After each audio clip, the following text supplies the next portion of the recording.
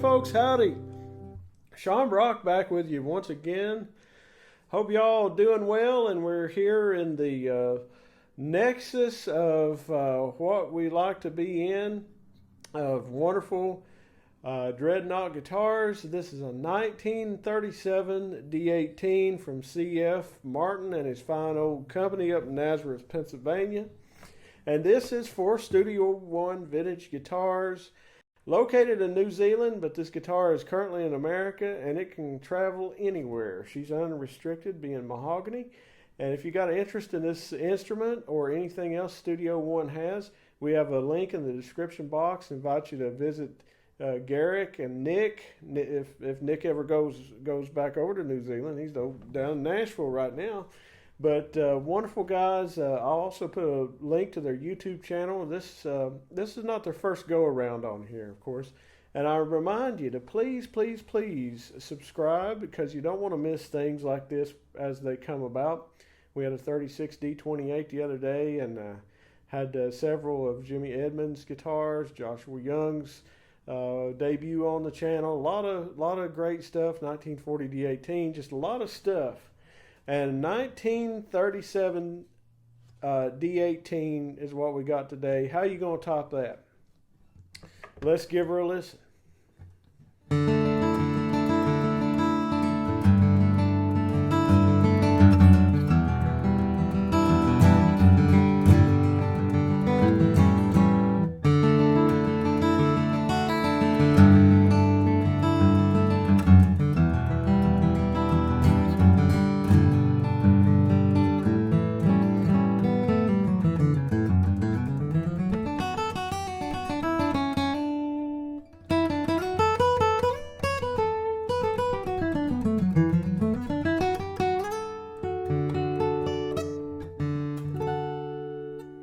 Notice the trebles. I always point out on these vintage forward shifted or rear shifted, for that matter, dreadnoughts, the sweetness that you can get in the trebles on these, that they pop out, but they're not harsh, you know.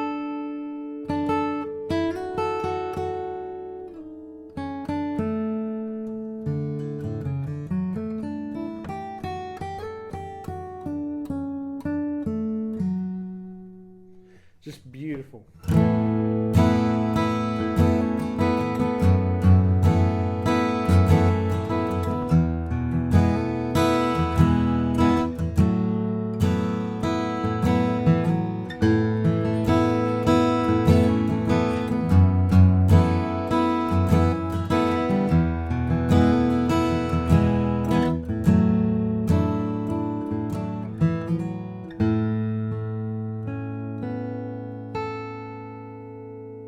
And of course the subtleties are there.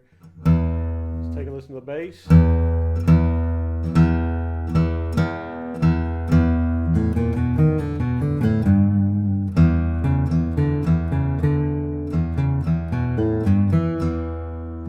Sorry, I was about to break into country mode. I was over in Dinwiddie, Virginia, playing the Telecaster last weekend. I ain't quite got over it.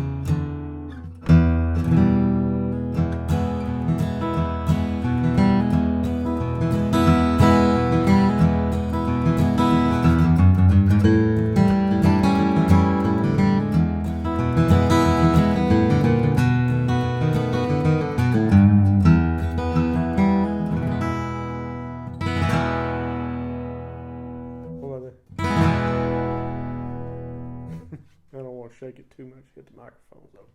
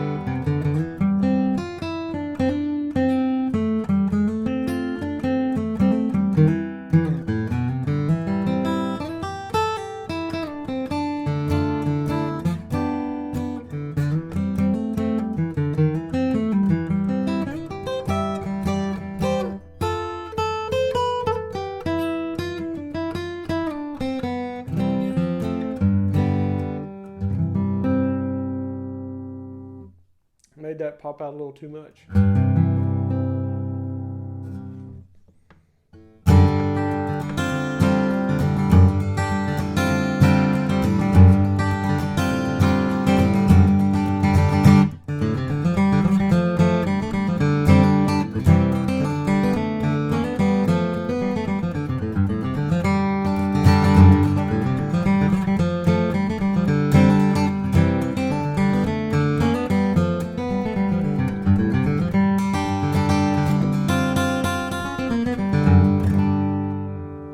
Grab the capo here.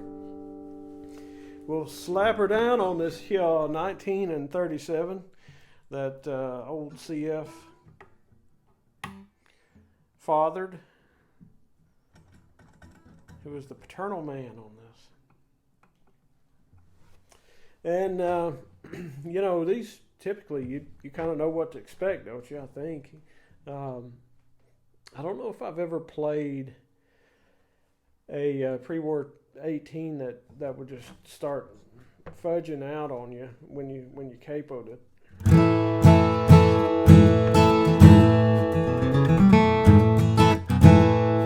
That tremendous punch that you usually get out of them, that translates over a microphone so well, which is why you see so many people get drawn to mahogany so much, myself included, is the way it handles a microphone. You know, you got some crispness there, but you got a good controlled punch, and this ain't no exception.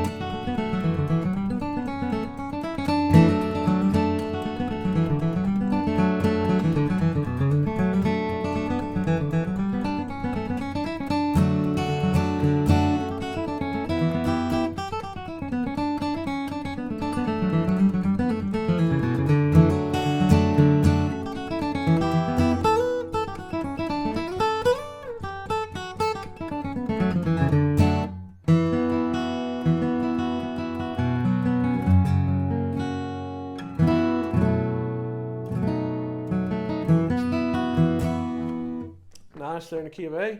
Move her on up, B flat. The old proving ground, as I call her. Did I remind you to subscribe? I believe I did. I want to remind you again. Hey, subscribe. You made it all the way to B flat. You better be subscribed. That's a requirement. That or you have to go away. No, I'm just kidding.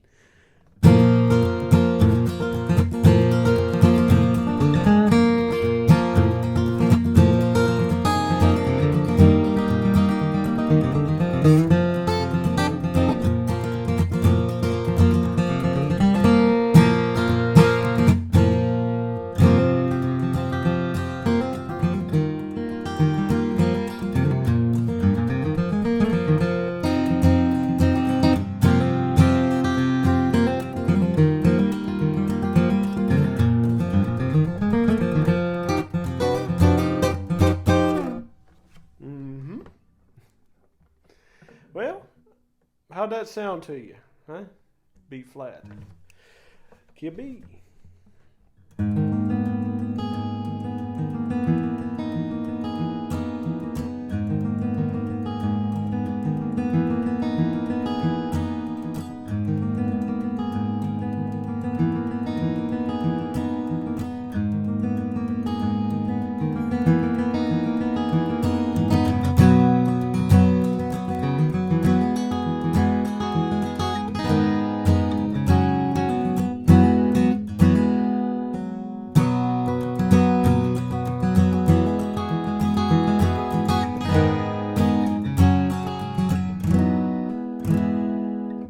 It's funny, the sweet spot on this guitar,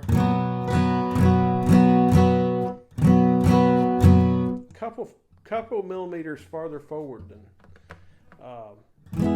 than some people might be used to.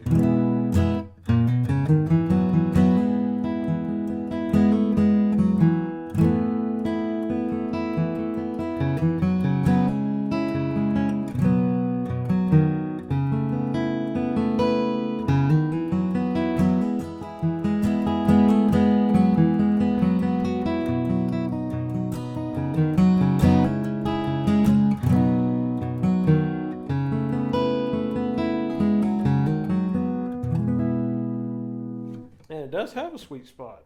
Very, very sweet spot where you still got good percussiveness, you know. You still got it picks up all that, you know. But you still got a nice tone, a really nice round tone. Key of C.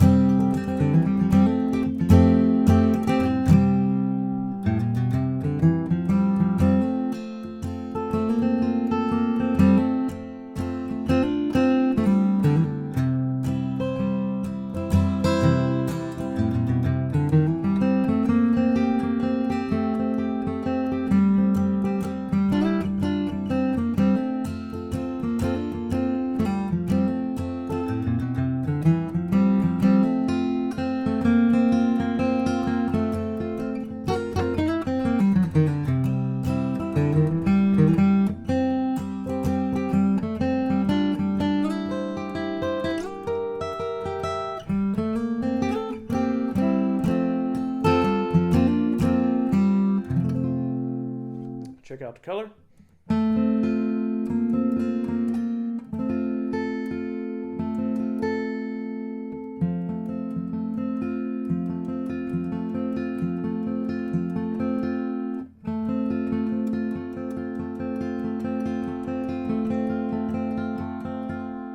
She's got it, doesn't she?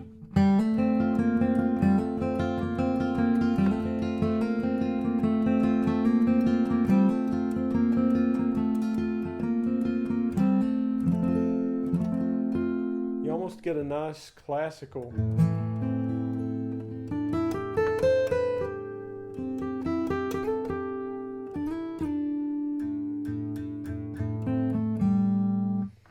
warmth up in there, up toward the fingerboard extension, the fingerboard tongue, the part of the fingerboard that goes over the body. You know, the part that sometimes I end up doing like that. Okay, well, this is pretty standard spec, obviously. Obviously, forward shifted, scalloped, X-braced, D-18, 19, and 37, mahogany. You had some pictures up there. What can I tell you? There's a listing, and I will give you the link. Like I said, in the description box for this guitar at Studio One. It's been refinished. There's a crack on the starting at the waist here, on the treble side, that's been treated, and they describe that and what all has went on there. That's been treated. The guitar has been refinished. You probably noticed it is a little bit glossy. It's got a replacement bridge. The replacement bridge is not slotted, but it has the old style saddle slot. I want to say there was a Mammoth or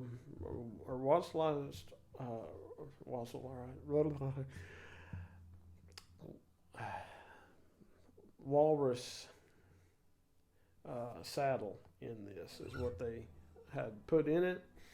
The neck, as far as vintage 18s goes, it's not the thickest and largest that I've seen. It's still a substantial neck, but it's not as fat. You know, there's some of these old 18 necks that are real. They're a pretty fat C in the first 3 frets, and then they kind of curve on into the V. This one is not. If you played something like that, it's not quite like that. Matter of fact, it's not as substantial, as meaty in the hand as what some of the authentic, like the custom shop authentic D18s were. They got some of those pretty doggone big up, yeah, like 6th, 7th fret eighth fret. They got some of those, a lot of meat on the top shoulder. So this one is, more V'd. There's not a huge ton of extra stuff on the top shoulder. Very comfortable neck, very easy to move up and down. And if you like the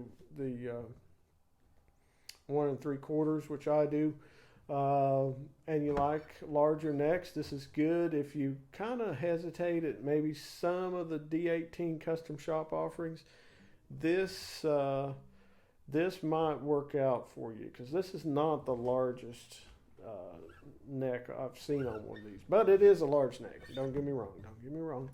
And you heard her for yourself. And if you're interested in this guitar, like I said, see the description box and contact Garrick and Nick over there in New Zealand, our buddies, and they will set you up and give you all the details. You can check their pictures and all that stuff, what info they have on their website.